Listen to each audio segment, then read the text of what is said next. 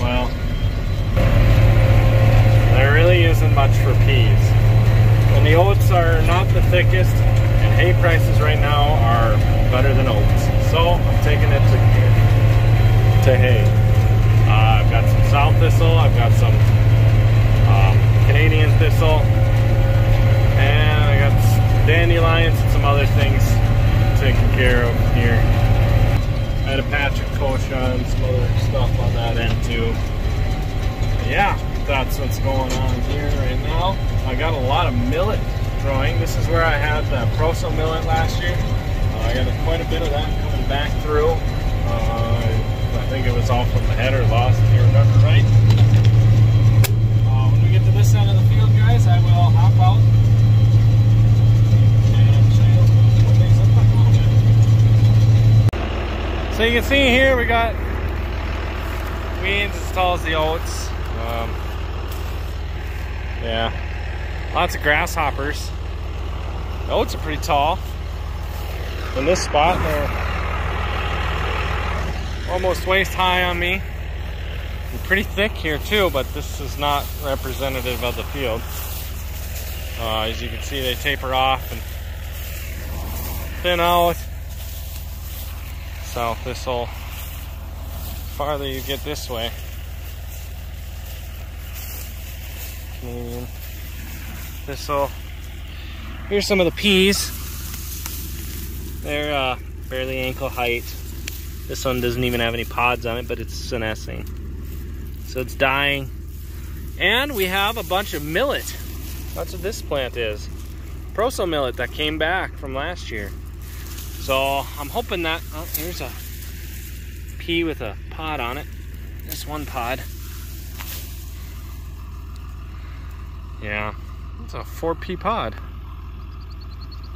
Nice. That's what the pea pod looks like, guys. Little vine coming out. Yeah, what was I talking about? Oh, the proso millet. I found some in thicker spots where the oats are thin.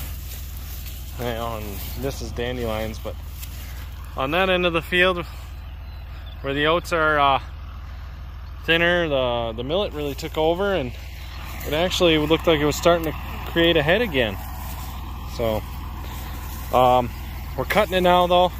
I'm hoping that the millet adds some feed value to this, brings it up a little bit. I'm thinking that it will, not 100% sure on that. Yeah, we're taking this to hay. Oat prices aren't the greatest. They're okay, but they're not, I don't know. It's, yeah.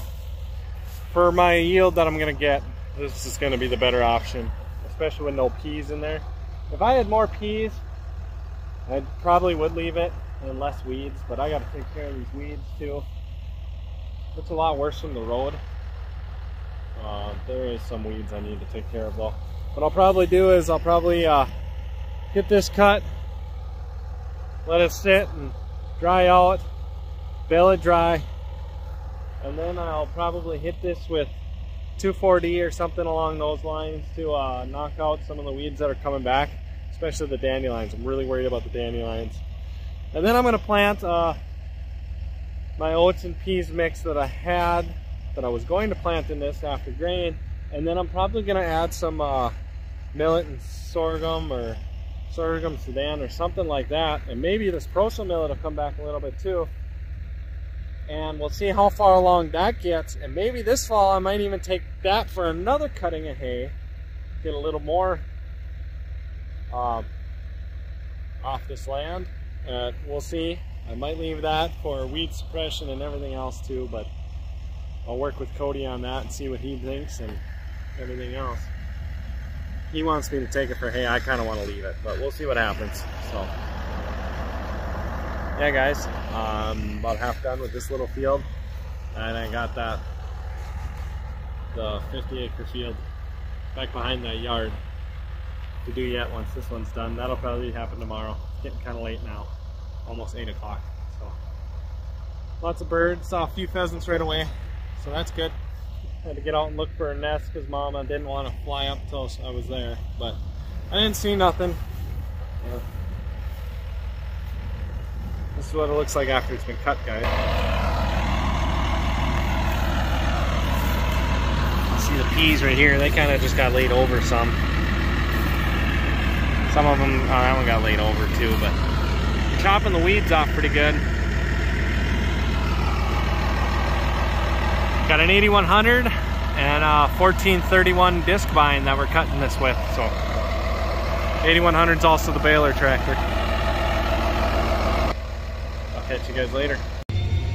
Hey everybody, I'm out here baling up my oats and peas. Just dropped a bale of the back behind me. It's averaging pretty good. I'm not mad about it at all. It's Dad running the rake on the 4450. Coming by me. He's got those 2 passes left and then he's done. So yeah.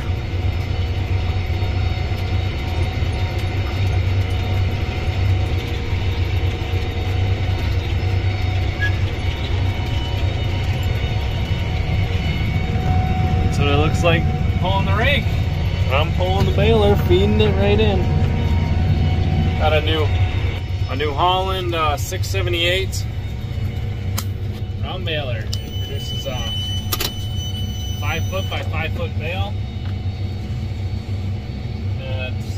I don't know what it's gonna weigh for that. What the bales are gonna weigh for this kind of crop. I typically don't weigh my grass bales because I don't sell them. I feed them my own horses. Occasionally I sell a few, but it's not enough that I've actually ran across the scale with a truck or anything. So I'll have to do that with these, let you guys know.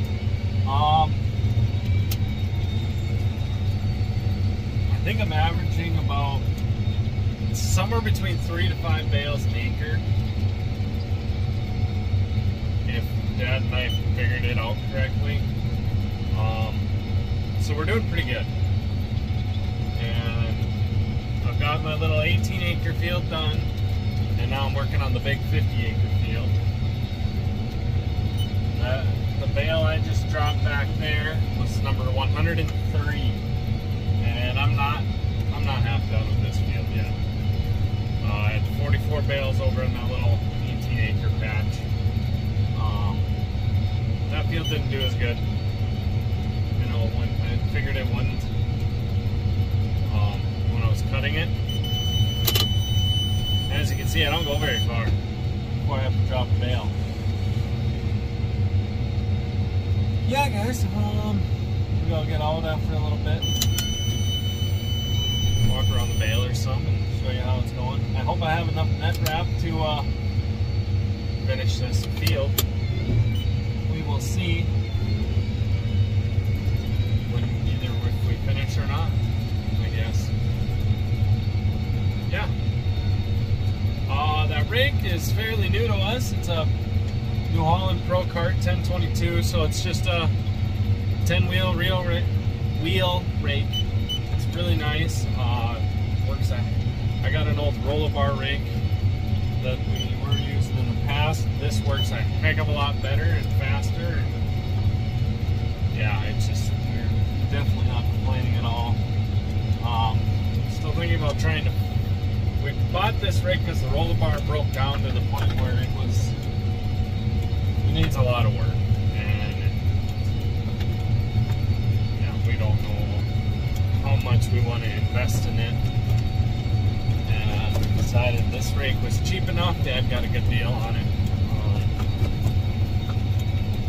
So yeah, we'll just thinking about fixing the old roll-a-bar up.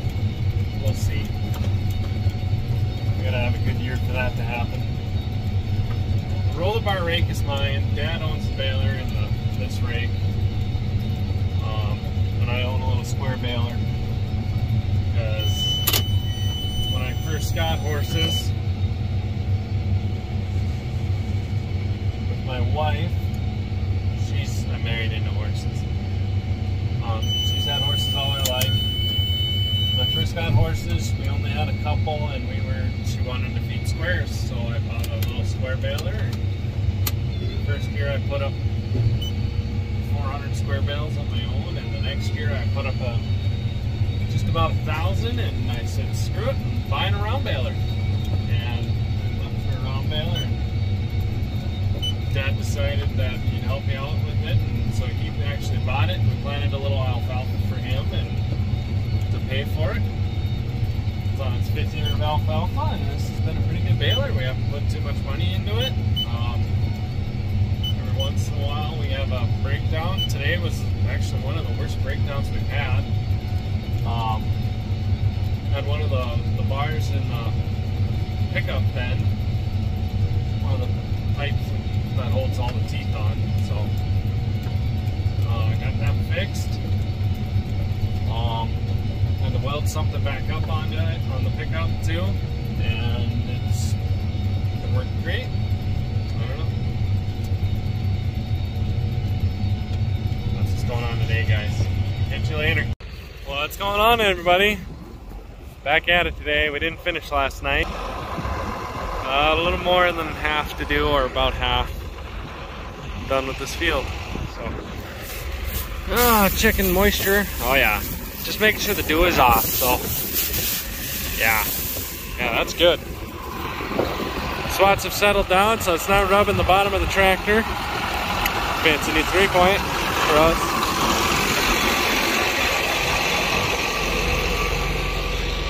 Made a couple bales. That's what they look like, guys. I don't feel damp. Just stick my hand in there to tell, kind of. I don't have a bale moisture tester. So I just use the old hand trick. If they feel damp, then I quit. If they don't, then I don't quit. Stand behind the baler, but that's better. Block the wind. Yeah, I'll walk around the baler. So as I said before, it's a New Holland 678.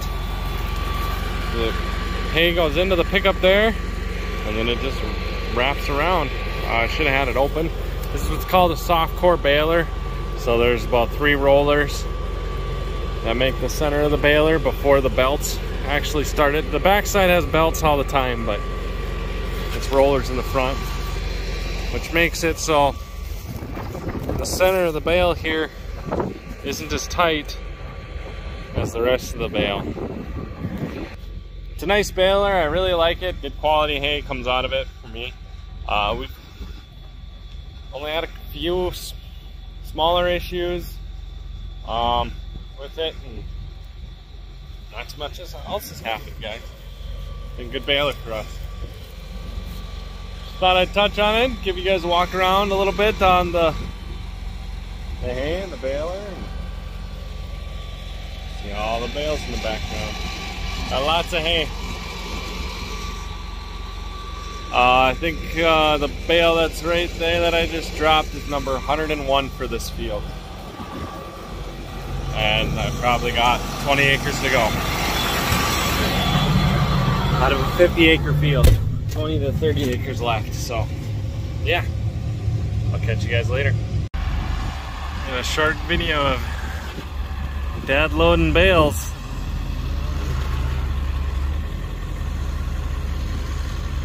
He's got one more to do on the other side there, so we probably won't see him.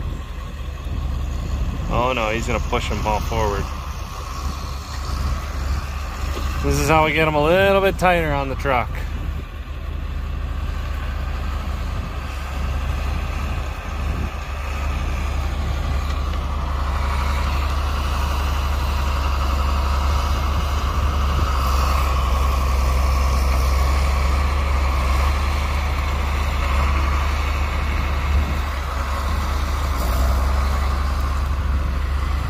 And he'll take and put that bale on the back and make another row. And then he'll stack the top up. We'll get 23 bales on this trailer. So, and then I'm gonna take and weigh it. So, catch you guys in a bit.